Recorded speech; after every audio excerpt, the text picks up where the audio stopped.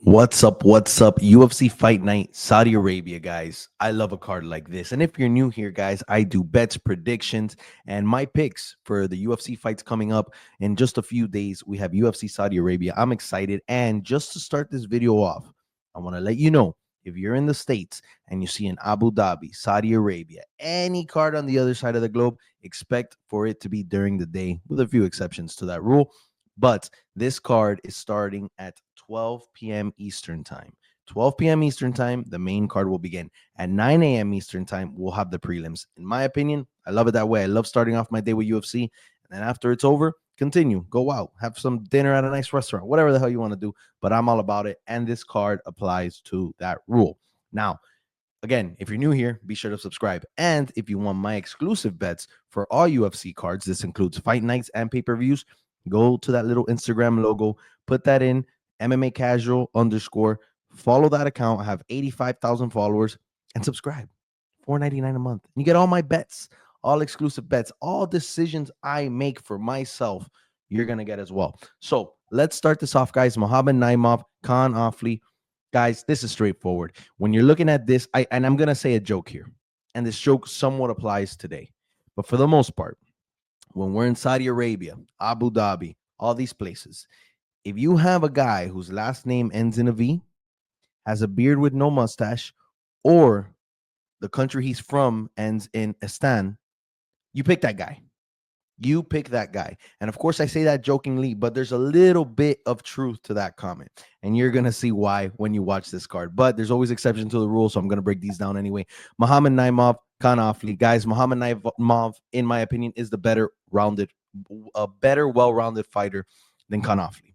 Khan Oflie, when I see him, I think of him potentially taking somebody down and looking for a finish by submission. I'm not saying he's not a good mixed martial artist, but when we look at these guys head to head, Muhammad Naimov is going to have some advantages when it comes to striking, when it comes to the clinch, and even I would say wrestling. I think Naimov has a better opportunity of taking down Oflie, which I don't think will be his strategy. I think Muhammad Naimov is going to try to stay fighting, striking with this gentleman, standing up on the canvas, and I think he is going to cruise himself into a decision. I have to look at the odds for this, but I do like this fight going over 2.5 rounds. I like Naimov in decision. I don't think Oflie takes this. I think the odds are minus 245 for Naimov, and Oflie has it at plus 205. I think those are very fair odds. Might throw Naimov in a parlay. I'll let you know obviously in my subscription service, but I think this is very straightforward, guys. So let's move on.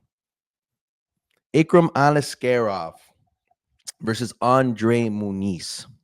Guys, Andre's scary, man. And we were just talking about BJJ, guys. This is a real deal grappler. This is a guy who could take you down and finish you. And Aliskerov, I don't want to shit all over the guy, but his last fight had us very concerned. When Robert Whittaker, which is one of the best in the world, let's give the guy credit, right, walks in there and puts you out like that, that might do some change. That might do some changing into your confidence, right? But I think Andre Muniz is not on the same level as Aliskerov. And one thing I will say is that Andre's been a bit exposed when he's having to deal with pressure. And if Aliskerov has this game plan where he's going to stand and bang with this guy and push forward, I think Aliskerov takes this fight. And I could even see this ending within the distance. Now, minus 600 favorite. I think those are a little, I think the odds are a little too spread apart. Andre Muniz is a plus 440. My bet's Aliskerov, but I'm not putting anything on that, if that makes any sense. I don't think the odds do it justice. Like I always say, I have no idea why I'm stuttering the way I am, Jesus. But like I always say, when the odds are like this, it doesn't favor you. Just look at last 2 weekends ago, Peyton Talbot, minus 1,300. I said, stay away. Stay away. He's not proven. And just those odds don't make sense. I'm never going to put down $1,300 to win 100. Right now, I'm not going to put $600 on Aliskerov to make 100. I'm never going to do it. The odds just don't make sense. I would even stay away from parlaying it, but I think Aliskerov does take this fight. I think if he pressures Andre, I think Andre kind of folds under pressure. I think he loses his fight. If by any chance we end up on the ground, look out for a sneaky sub by Muniz. And just noting, another pick, V at the end of the name. No coincidence here, guys. Said Nurmagomedov, Vinicius Oliveira. I think this fight is going to be an absolute banger. An absolute banger. And this is probably the next two fights are very low confidence picks. And I don't mean low confidence in the sense that it's no confidence. I just really see a lot of underdog potential in this fight and the next. And I want to note that because if not, people come back, oh, but you picked this guy. But listen to the video. If you listen clearly, I'm telling you, be freaking careful with this underdog because there's a lot of potential. And if you take the underdog in these next two fights, it's completely understandable. Said Nurmagomedov, another V, beard or mustache. You know what I always say about that? I've been saying it for years. This guy's a little different than most of the Nurmagomedovs, though. This guy is a striker. This guy is going to come forward. He's crafty as hell, has a lot of tools, is going to kick you. He's going to throw a 360 wheel kick from 2 feet away from you and freaking kill you with it.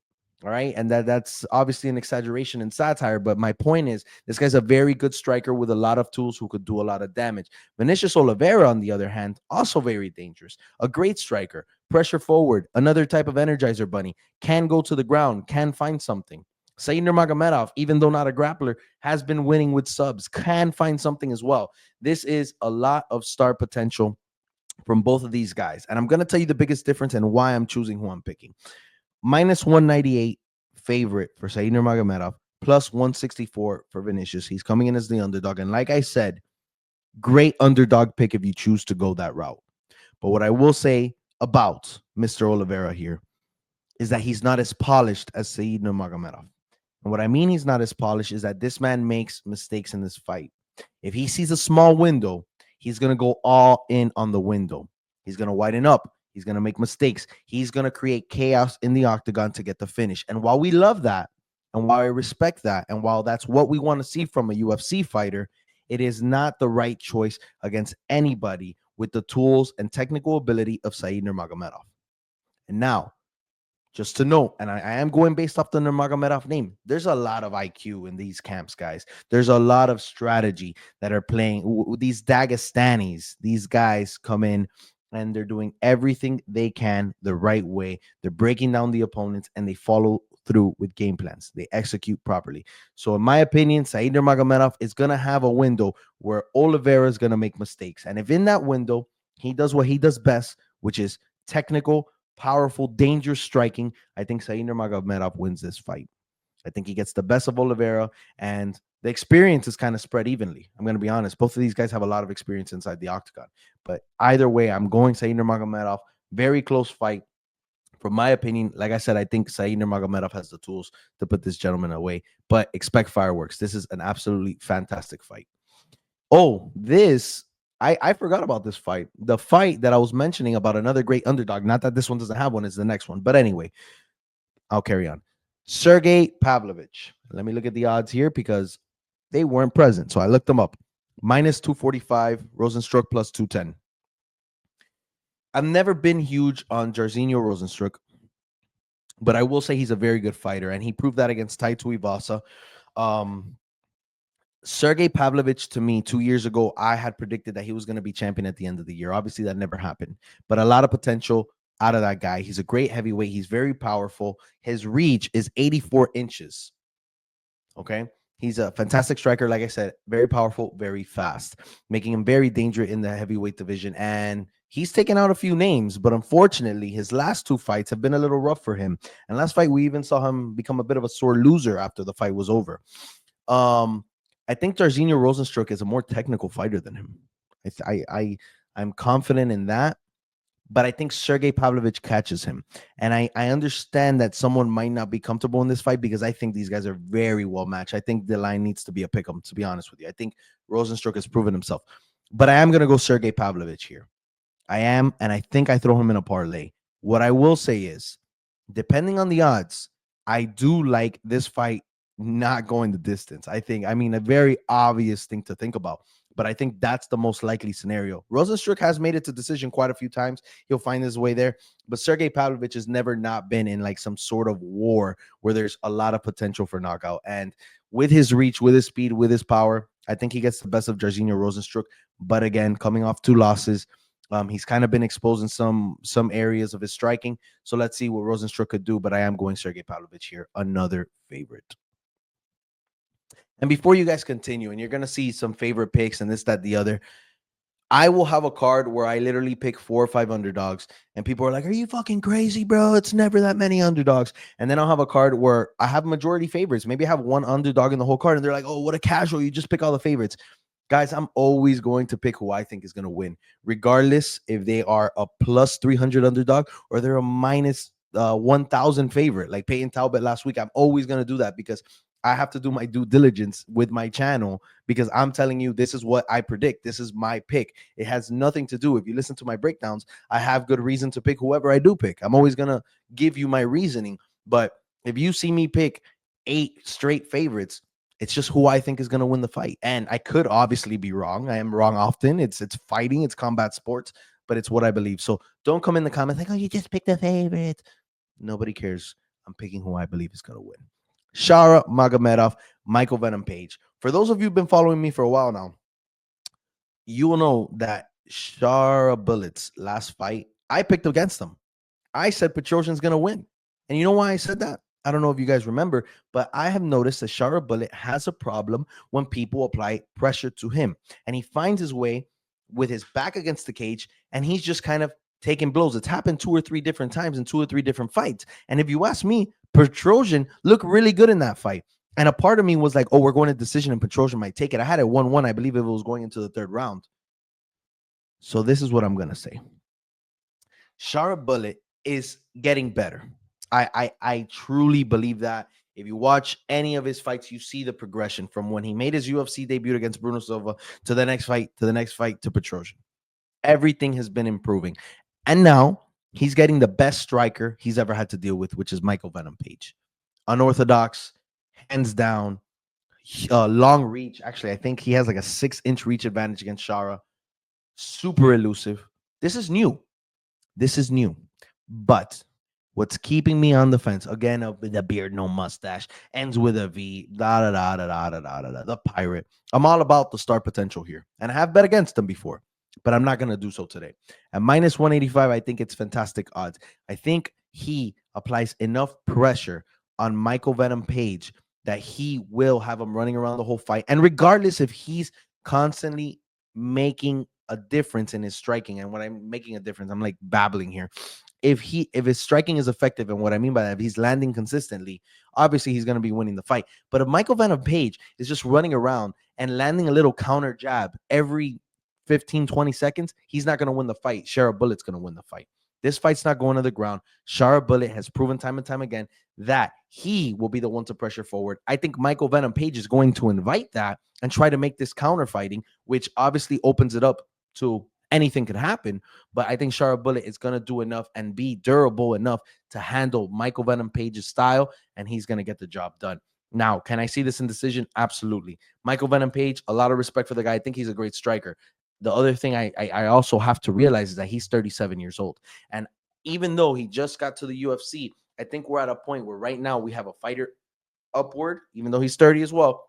But 7 years is 7 years in mixed martial arts. Shara Bullet's coming up in the MMA world, and we're seeing Michael Venom Page come down. And I'm not saying he's not performing the same, but at one point, where do we see the star power take over? It happened with Ian Gary. You know what I mean? Even though there was a lot of grappling there. But I think Shara Bullet has just kind of passed Michael Venom Page on the way up. And I think Michael Venom Page is going to take this loss. Again, anything could happen. Michael Venom Page, I'm not going to just X him out of this fight. I'm not going to be like, "Oh, he can't win this fight." That's not true at all. But I just think that Shara Bullet's going to apply pressure, and it's going to be enough against Michael Venom Page. I know that's a hot take. A lot of people might not like that. Israel Adesanya coming in as the favorite, minus 160. Nasruddin Imavov, plus 140. Guys, it's all about the game plan here. And up to this point, I said, hey, these are the rules. This is what you do. His last name ends with a V. Beard, no. Oh, he has a little bit of a mustache, so maybe not included here. But you know exactly what I mean. And obviously, if I go by that rule, I go Nasruddin Imavov. But I'm going Israel Adesanya. Izzy's coming off of 2 losses. Lost to Sean to lose the belt. Then lost to Dricus. But I will say he looked great against Dricus. And I think he was more of himself in that fight, not against Sean. He looked awful against Sean. And I think that a champion like him, and when I mean champion, previous champion mentality, his experience, I think he only comes back better. And he is getting a little older. And as his career progresses, we see him distance himself more from mixed martial arts. He has made comments about, I don't know how much I have left. I'm gonna make the best out of what I have left, and then I'm done. So it's almost, I don't feel like he's 1 foot in, 1 foot out, but he's definitely standing by the door. And with that being said, I think that a guy like him taking 2 straight losses the way they happen, I think he comes back with a vengeance. And a lot of people are going to be big on Nasruddin because I think there is a path for victory here, and it's taking down Israel Adesanya, which we know Izzy has had his problems in the past with takedowns and defending them and even getting up when necessary. Obviously, Drake has submitted him that way. But I don't know if Imavov is going to take him down consistently and be able to. If this is a striking match, Israel Adesanya beats Imavov 9 times out of 10, and I'm confident in that. And I think that if Israel Adesanya from the gate stops a takedown, brings his fight back up, is in the clinch, separates, and is able to just kind of do work, I think he continues to break down Imavov, and I think he wins this fight. Again, 5-round fight. He looked a little tired last fight against Dricus because he did have to grapple a little bit, but I'm sticking with my guns here. I'm going Israel Adesanya for the last time. If he loses this fight, I don't think I'd be betting on him again, but I like it, and I like the odds. -160. He has a 5-inch reach advantage. I think he's going to be the better guy. Again, watch out for Imavov being a really busy guy, just trying to get some strikes in, obviously looking for a takedown, taking him down. If he has in the first 2 rounds, if he has 3-4 minutes of control time, consider that fight over. I'm telling you, Imavov will probably win that fight if it's like that. But if Adesanya is able to stop the takedown early in the fight, I think he's going to get this victory. Let me know what you think below, guys. Like I said, if you want my exclusive bets, go up there. That's my actual handle. Go on Instagram, subscribe, $4.99 a month, guys. And if you enjoyed the breakdown, I do appreciate it. I know I blabbed a little bit, not my most thorough breakdown, but I'm proud of it. I'm on a time crunch making a lot of videos. I appreciate all of you guys. Love the support always, and comment, subscribe, like. See you later.